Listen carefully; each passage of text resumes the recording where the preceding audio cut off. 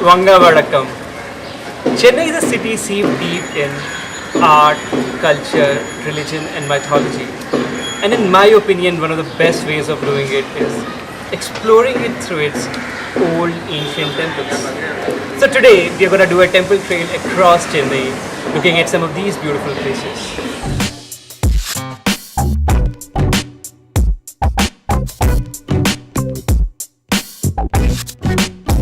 Before we do the trail, let me give you a little bit of information about the temples. South Indian temples, including the temples in Chennai, are actually made in the Dravidian style of architecture.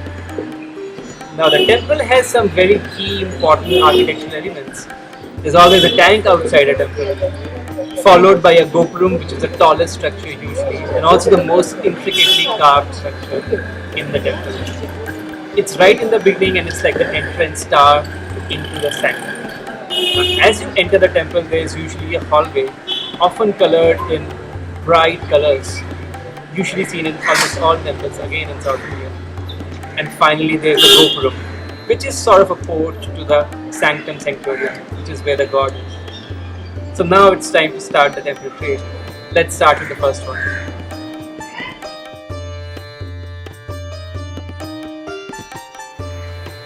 Our temple trail in Chennai starts really early in the morning at 5:30 am. So you need to get up early, take your shower and reach the first temple.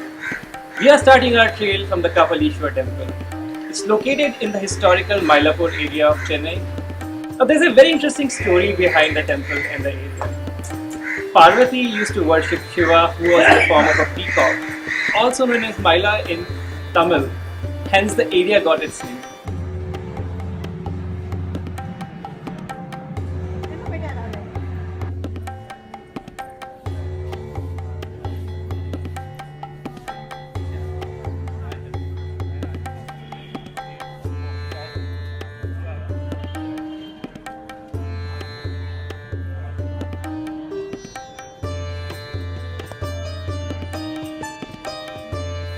Our temple is really old.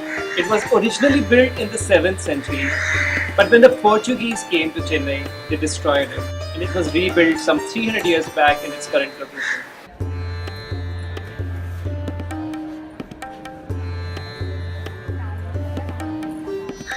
It's a Shiva temple, as I already said, and it's really famous, and it's one of the most significant landmarks in the city. If you go early in the morning, there's a good chance that you'll also see a few marriages taking place right within the temple premises.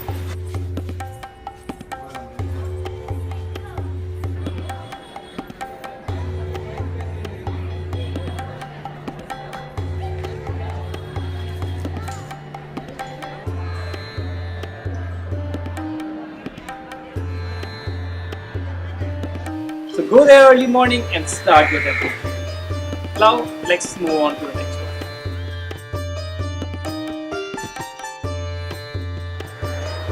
one. A very important part of doing a successful temple trail in Chennai is to have your own vehicle. Or you could hire a cab or an auto rickshaw. Both work really well. The second temple in our trail is known as the Parthasarathi temple. The temple is located in the Triplicane area of Chennai and is dedicated to Lord Vishnu. This temple is considered to be as important as Tirupati Balaji temple located in Andhra Pradesh. It's the same god which resides in all these places. To me, this temple was really interesting because I saw even more marriages. It was actually an auspicious day when a lot of marriages were taking place in all temples in Chennai. But also because it was very different in feel to the rest of the temples. It was not as open, and most of the area was actually used for building shrines. In these temples, photography is allowed, but only outside the main temple premises. So you could walk around and take photos. I had a really good time eating the prasad as well as taking some selfies with the bride and the groom there. So if you go there, maybe you should try doing it as well. Moving on to the next temple now.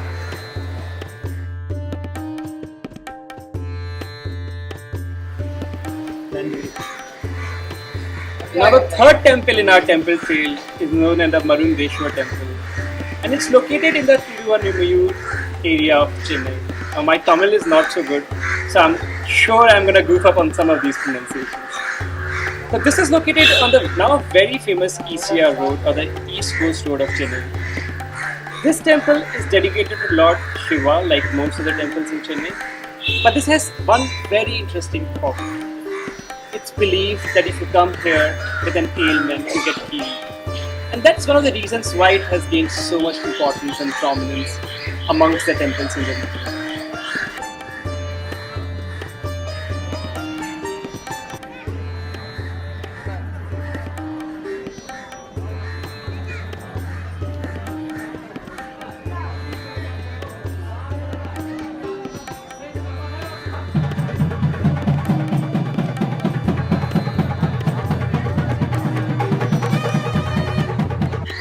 For me, this was my favorite temple. And the key reason for that is the fact that it's really open. It's really welcoming when you go there. You can walk around freely, take pictures, make videos, and people are very welcoming. I loved it there.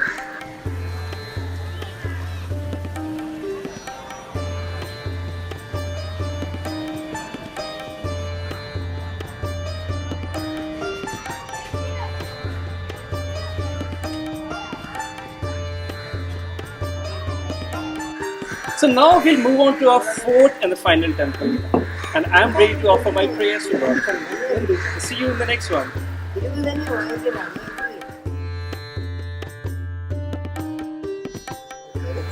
The last and the final temple in our temple trail is the Tyagaraja temple. Our temple is located in the Tiruvattiyur region of Chennai, and it's a little further away from the rest of the temples. But it's absolutely worth it. Our temple is a Shiva temple and has this humongous gopuram, 7-story tall. It's really big. It's very, very big. You'll be surprised by how big it is. Now inside the temple is unpaved, unlike other temples. So you basically walk in mud and sand. It's quite interesting and gives you a very rustic feel. Feb and March are the times when there's a festival going on in the temple. So it's really alive. That's the time when I visited this temple as well. And that is when even Jai Lalita was there at the temple. It was a really good time spent there. And with this temple, we finish our temple pilgrimage. It's time for me now to go and offer my prayers. I hope you loved the video as much as I enjoyed making it. And if you did, don't forget to share it with all your friends. And don't forget to like the video. Of course, needless to mention, do not forget to subscribe to my channel as well. Till the next video, it's ciao time.